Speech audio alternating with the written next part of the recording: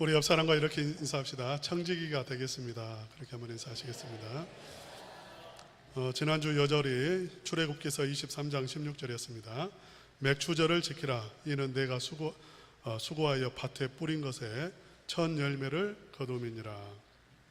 우리 한번 다 같이 출애굽기 23장 16절 한번 다 같이 한번 암송해 보겠습니다. 시작. 맥추절을 지키라. 이는 내가 수고하여 밭에 뿌린 것에 첫 열매를 거두미니라. 어떻게 힘이 없네요. 안 해오셨나요? 우리 성도님들 섬김의 씨앗을 뿌리고 있고 하나님 앞에서 예배의 씨앗을 뿌리고 있는데, 기도의 씨앗을 뿌리고 있는데 100배의 열매를 거두게 해 주실 줄로 믿습니다. 우리 옆 사람과 다시 한번 잘 되고 있습니다. 그렇게 한번 인사합시다. 잘 되고 있습니다. 잘 될 겁니다. 세상은 잘 안 된다고 말합니다. 잘 안 돌아간다라고 말을 해죠. 경제가 안 돌아간다고 하고요. 정치가 잘 안 돌아간다고 말을 합니다. 우리 성도님들의 가정은 잘 돌아가고 있습니까? 우리 교회는 잘 돌아가고 있나요? 잘 돌아가기 위해서 무엇이 필요할까요? 우리 가정이 잘 돌기 위해서, 교회가 잘 돌아가기 위해서 필요한 게 뭘까요? 성도님들의 섬김이 필요하죠. 봉사, 헌신이 필요합니다. 그래야 돌아가잖아요. 우리 성도님들의 헌금도 필요합니다. 그래야 밥도 먹잖아요. 사례금도 주잖아요. 차도 쓰잖아요. 돈이 필요해요. 돈이 필요해요. 돈이 있으면 돌아갑니다. 그것만 필요할까요? 문제 없어 보이잖아요. 돈이 있고 사람이 있고 서로 섬기고 열심히 봉사하고 섬기면 돌아가는 시스템이 돌아가거든요. 이스라엘 백성들은 이스라엘 그 사회를 돌리는 힘이 뭐냐면 제사 제도입니다. 제사장이고 제사 제도, 제사를 드림으로 그 사회가 돈다라고 생각을 했습니다. 그래서 그들은 지금 예수님이 대제사장이라고 말을 했을 때에 우리가 무슨 문제가 있습니까? 우리 사회 잘 돌아가고 있잖아요. 이스라엘 사회가 잘 돌고 있는데 또 다른 제사장이 필요한 이유가 뭡니까? 이렇게 묻는 거죠. 우리 한번 오늘 본문 말씀 11절 말씀 한번 다 같이 읽겠습니다. 11절입니다. 시작. 내 계통의 제사 직분으로 말미암아 온전함을 얻을 수 있었으면 백성이 그 아래에서 받았으니 어찌하여 아론의 반차를 따르지 않고 멜기세덱의 반차를 따르는 다른 한 제사장을 세울 필요가 있느냐. 이스라엘 사람들의 첫 번째 질문은 뭐였냐면 예수님이 대제사장이라고 했을 때에 그들이 이해가 안 가는 게 있어요. 첫 번째는 예수님은 레위 지파 사람이 아니라는 것입니다. 반드시 제사장은 레위 지파여야 해요. 우리 그림 한번 보여주시기 바랍니다. 그림. 첫 번째 그림. 하얀 옷을 입은 사람이 있고요. 청색 그 겉옷을 입은 사람이 있습니다. 하얀 옷을 입은 사람은 일반 제사장이에요. 청색 옷을 이렇게 걸친 사람, 그리고 이렇게 치마처럼 밑에 앞치마처럼 뒤로 이렇게 다 해서 통으로 있는데 울긋불긋 하잖아요. 청색, 홍색, 자색, 그리고 가는 배실을 꼬아서 만든 에봇이라고 하는 것입니다. 가슴에 있는 것은 흉패인데 이 흉패는 12보석이 거기에 붙어 있어요. 그 보석 하나하나에는 이름이 새겨져 있습니다. 누구의 이름이 새겨져 있죠? 이스라엘 12지파의 이름이 새겨져 있어요. 이러한 흉패를 차고 있고요. 대제사장입니다. 이 사람은 대제사장이 입는 옷과 일반 제사장이 입는 옷이 다른데 이 대제사장이나 일반 제사장이나 다 누구의 후손이죠? 아론의 후손입니다. 아론의 후손.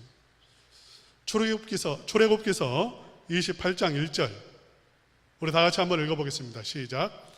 너는 이스라엘 자손 중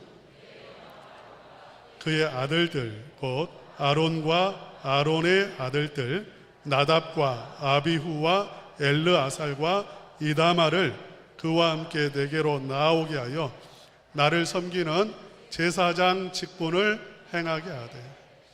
처음으로 이스라엘 백성들의 제사장을 세울 때에 아론을 제사장으로 세웠습니다. 그리고 아론의 아들들, 네 아들이 있는데 나답, 아비후, 엘르아살, 이다말, 이 네 사람을 제사장으로 또 세웠습니다. 그리고 이 이후로는 다 아론의 다 후손들이에요.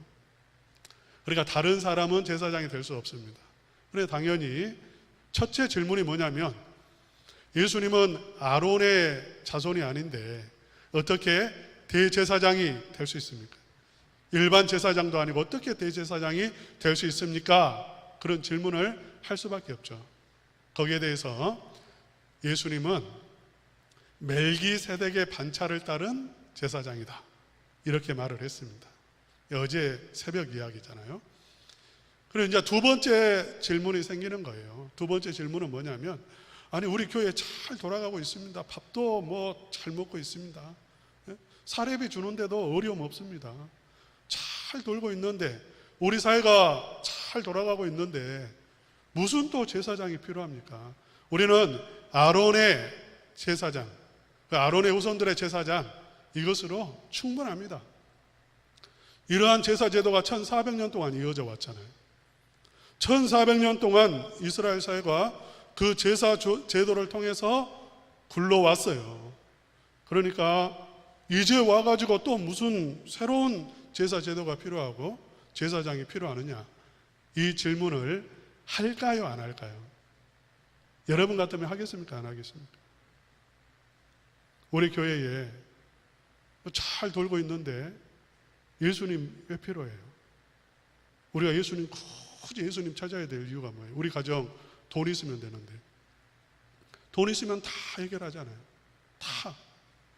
무슨 문제 있어요? 우리가 그렇게 생각할 수 있습니다. 실제로 여러분이 간절히 예수님을 찾지 않는 이유가 뭐예요? 정말 이 예배의 자리에 나왔습니다.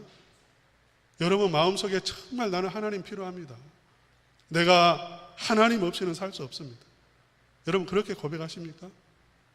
여러분 솔직하게, 나의 문제는 지금 돈이 없는 게 문제고 건강을 잃어버린 게 문제고, 건강 주세요. 하나님 건강 주시면 나 잘 삽니다. 물질 주세요. 그러면 잘 삽니다.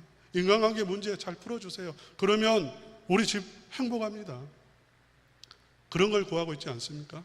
예수님을 구하는 게 아니라 우리는 그러한 것을 구한단 말이죠. 마치 과거의 이스라엘 백성들이 필요성을 못 느껴요. 대제사장의 필요성을 못 느낀다는 거예요. 거기에 대해서 11절 우리가 읽은 말씀이 무엇을 말하고 있냐면, 너희들 문제가 없는 게 아니야, 문제가 커, 이렇게 말하는 거죠. 그 제사장 제도, 아론의 그 반차를 따르는 제사장 제도로는 문제 해결이 안 돼, 이렇게 말하고 있네. 너희들의 문제는 해결이 안 돼. 돌아가는 것처럼 보이지만 실제로 돌지 않고 있어, 이렇게 말하는 거예요.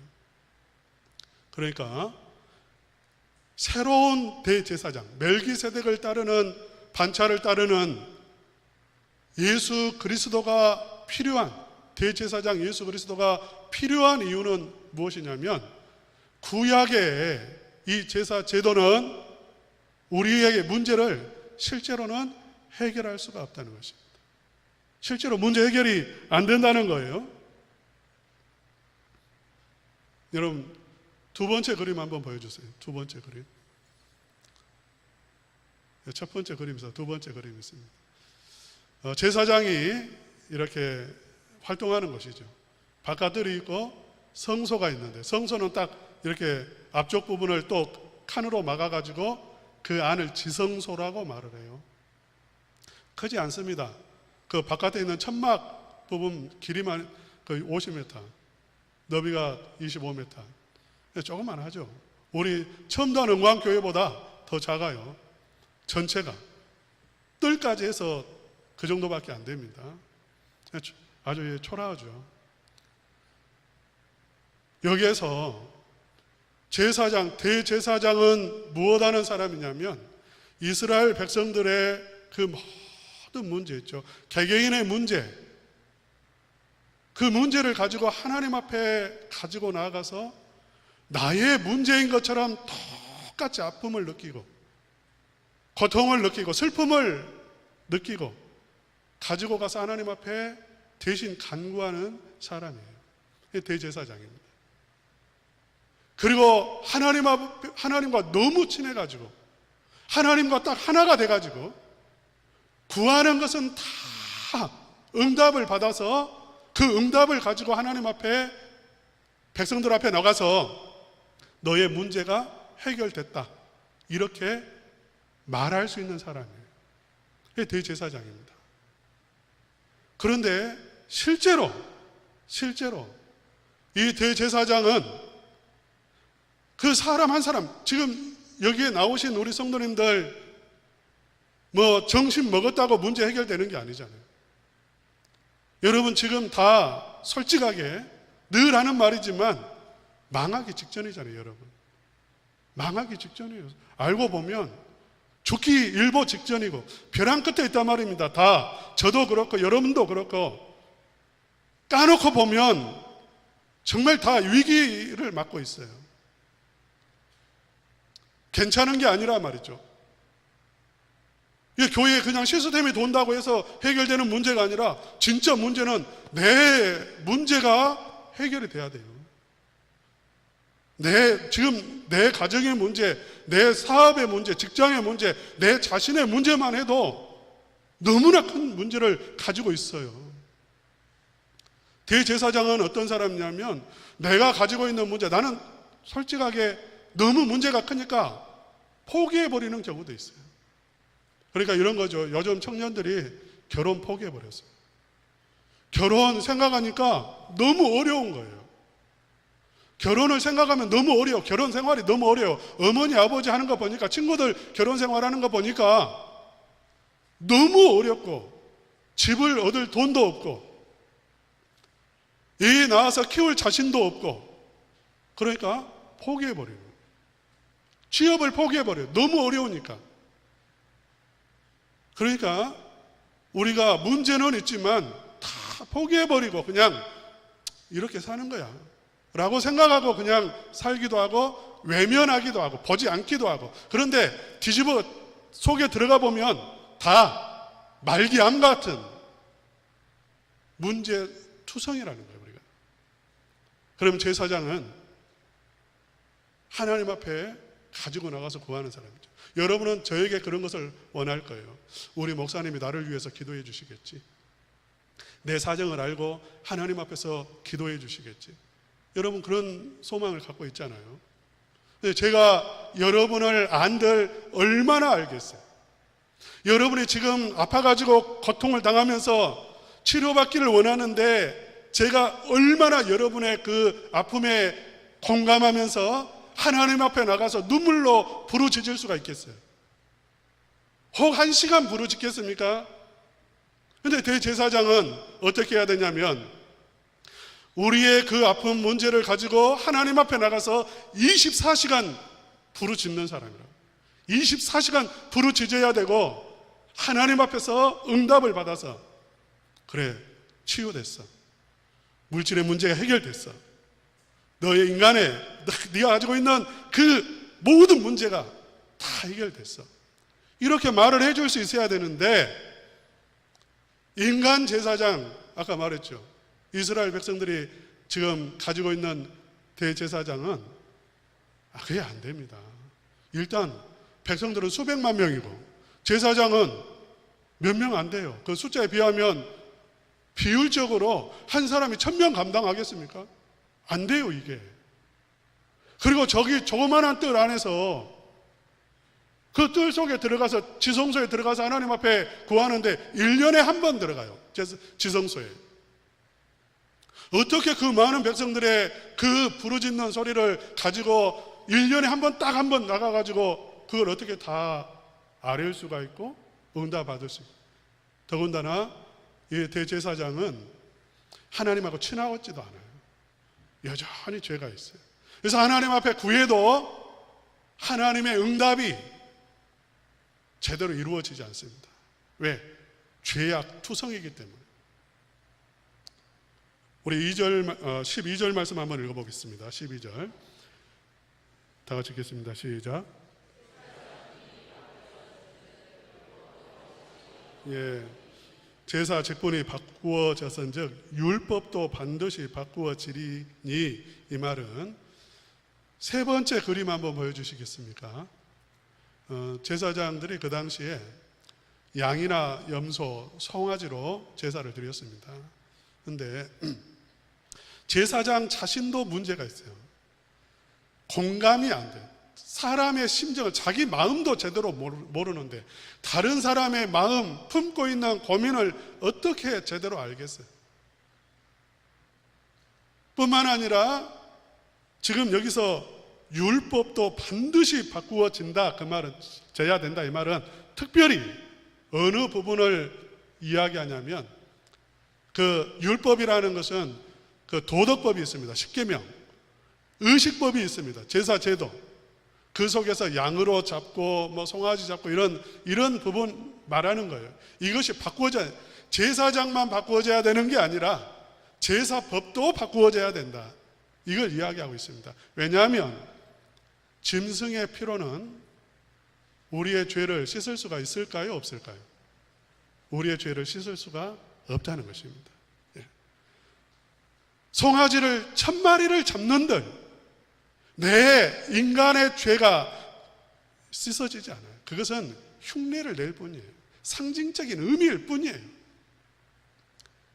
그래서 지금 왜 새로운 대제사장, 그러니까 멜기세덱이라고 하는 사람의 반차를 따르는 제사장이 와야 되느냐라고 했을 때에 바로 이 부분입니다.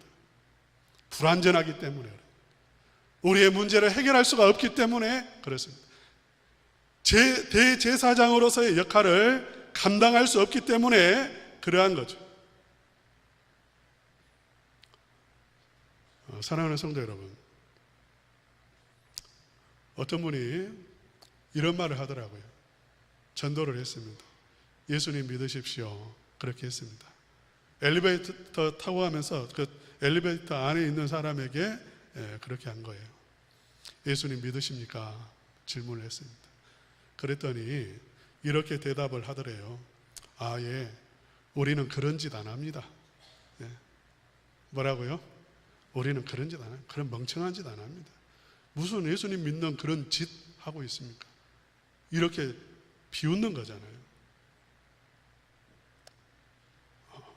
예수 믿는 것은 멍청한 일이다, 이렇게 생각하는 거예요. 이렇게 말하는 이유는 뭐냐면 예수님이 어떤 분이신가를 모르는 거고, 그 다음에 또 자기 속에 그 말하는 사람은 그럼 아무 문제가 없고 예수님이 필요하지 않기 때문에 그 말을 했을까요? 그게 아니죠. 자기 안에 있는 문제가 무슨 문제인지조차도 모르는 거예요. 예수님을 모르는 것이고. 사랑하는 성도 여러분, 예수님은 지금 무엇을 하고 계시는 거예요? 예수님은 지금 무엇을 하고 계십니까? 우리 14절에서 16절 말씀, 15절 말씀 한번 읽어보겠습니다. 14절 다 같이 읽겠습니다. 시작. 우리 주께서는 유다로부터 나신 것이 분명하도다. 이 지파에는 모세가 제사장들에 관하여 말한 것이 하나도 없고. 그러니까 우리 예수님은 새로운 제사장이라는 거예요. 전혀 모세가 말한 그런 제사장이 아니라 새로운 제사장인데, 15절 함께 읽겠습니다. 시작. 멜기세덱과 같은 별다른 한 제사장이 일어난 것을 보니 더욱 분명. 우리 예수님은 멜기세덱의 반차를 따르는 제사장이라는 것이고요. 7장 2절에 보면 이렇게 말씀을 하고 있죠. 아브라함이 모든 것의 10분의 1을 그에게 나누어 주니라. 그 이름을 해석하면 먼저는 의의 왕이요, 그 다음은 살렘 왕이니 곧 평강의 왕이요. 3절 아버지도 없고, 우리 3절 다 같이 한번 읽어봅시다. 시작. 아버지도 없고 어머니도 없고 족보도 없고 시작한 날도 없고 생명의 끝도 없어 하나님의 아들과 닮아서 항상 제사장으로 있느니라. 우리 예수님은 멜기세덱의 반차를 따르는 제사장이다. 그 말은 무슨 말이냐면 예수님은 의의 제사장이에요.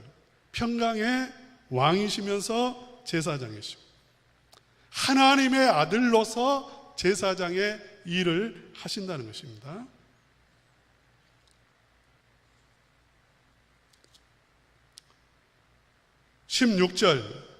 16절 말씀 다 같이 한번 읽어보겠습니다. 시작. 그는 육신에 속한 한 계명의 법을 따르지 아니하고 오직 불멸의 생명의 능력을 따라 되었으니, 무슨 말씀이냐면 우리 예수님은 육신에 속한, 그러니까 모세의 율법에 따라서 제사장이 된 게 아니라 오직 불멸의 생명의 능력, 하나님의 능력이죠. 하나님 안에 있는 생명의 능력을 따라서, 신적인 능력을 따라서 대제사장이 되셨어요. 그래서 17절까지 한번 읽어보겠습니다. 시작. 증언하기를 내가 영원히 멜기세덱의 반차를 따르는 제사장이라 하였도다. 영원히 제사장이시다, 이 말씀입니다.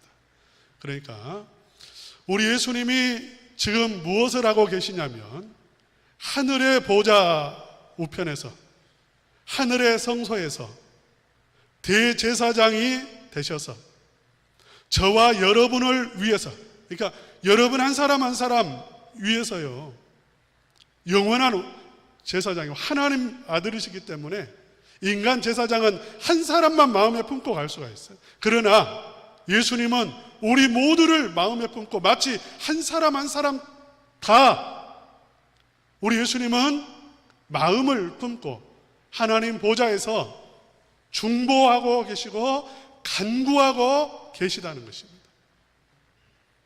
여러분, 좋습니까? 안 좋습니까? 여러분이 여러분 자신을 위해서 몇 시간 기도하시나요? 하루에 몇 시간 기도하십니까? 우리 예수님은 여러분을 위해서 24시간 중보하고 계시다는 것입니다. 좋습니까? 안 좋습니까? 우리에게 엄청난 제사장이 있습니까? 그렇지 않습니까? 예수님은 대제사장이십니다. 그 제사장의 일을 하고 계십니다. 여러분을 위해서, 지금도 여러분 한 사람 한 사람 위해서 여러분이 가지고 있는 고민을 예수님은 대신 지시고 그 고민을 똑같이 아파하시면서 자신이 아파하는 것처럼, 자신의 문제인 것처럼 하나님 앞에 나아가서 간구하고 계시다는 것입니다. 기도하고 계시다는 것입니다. 이 세상에 내 마음을 알아주는 사람이 누가 있어요? 제일로 많이 알아주는 분이 부모님이시잖아요. 부모님도 내 마음을 다 몰라요. 그런데 우리 예수님은 대제사장으로서 하나님의 아들로서 내 마음을 다 알아요.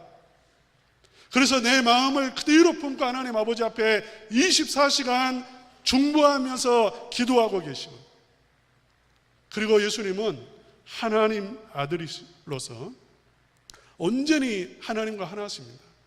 그래서 하나님의 응답을 받는다는 거죠. 우리 마지막 19절 말씀 한번 읽어보겠습니다. 19절 다 같이 함께 읽겠습니다. 시작. 율법은 아무것도 온전하게 못할지 이에 더 좋은 소망이 생기니 이것으로 우리가 하나님께 가까이 가느니라. 예, 우리에게는 소망이 있다, 이렇게 말합니다. 우리 한번 다 같이 따라서 합시다. 우리에게는 소망이 있습니다. 누가 소망입니까? 예수님이 소망이십니다. 왜 예수님이 소망이십니까? 예수님이 대제사장이시기 때문에 우리에게 소망이 있습니다. 예수님이 내 대신에 하나님 아버지 앞에 나아가세요. 하나님 아버지 앞에 간구하고 계시기 때문에, 나를 위해서 기도하고 계시기 때문에 우리에게 소망이 있는 거죠. 예수님이 나의 행복을 위해서, 나의 건강을 위해서, 그 정도가 아니라 예수님이 나에게 영생을 주시기 위해서, 하나님의 나라를 나에게 얻게 하기 위해서, 죄 씻음을 얻게 하기 위해서, 성령의 충만함을 위해서 예수님이 중보하고 계시다는 거죠. 소망이 있습니까? 없습니까? 엄청난 소망이 있는 거죠. 아, 나 망하지 않는구나. 그런 생각이 들어요, 안 들어요? 망하지 않는다는 것입니다. 아, 나 성령 받을 수 있겠구나. 왜? 내 능력으로는, 내 힘으로는, 내 모습으로는 받을 수 없으나 예수님이 하나님 아버지 앞에 나를 위해서 구하고 계시기 때문에 소망이 있는 거죠. 사랑하는 성도 여러분, 우리에게는 소망이 있는 줄로 믿으시기를 바랍니다. 남편이 내 말 못 알아들어도 소망이 있습니다. 경제적으로 어려워도 소망이 있습니다. 왜? 예수님이 우리의 가정을 위해서 기도하고 계십니다. 나를 위해서 간구하고 계시기 때문에 우리가 할 수 있는 일은 무엇이? 우리가 이 사실을 알고 할 수 있는 일은 무엇이냐면 하나님께 가까이 가는 것입니다. 이런 거예요. 하나님, 예수님이 구하는 것을 나에게 주십시오. 한번 따라서 합시다. 하나님, 예수님이 구하는 것을 나에게 주십시오. 담대하게 하나님 앞에 가서 요구하는 거예요. 예수님이 구하는 그 복을 나에게 주시고 성령을 주시고 영생을 주시고 우리의 가정을 아름답게 해주시고 내 인생을 행복하게 만들어주세요. 왜? 예수님이 구하는 것이기 때문에. 할렐루야. 여러분 가까이 나아가시겠습니까? 가까이 나아가시기를 바랍니다. 소망을 가지시기를 축복합니다. 우리 다 같이 한번 따라서 합시다. 예수님은 나의 대제사장이십니다. 확실하게 기억하시고 소망을 갖고 살아가시기를 주님의 이름으로 축복합니다. 찬송가 542장입니다.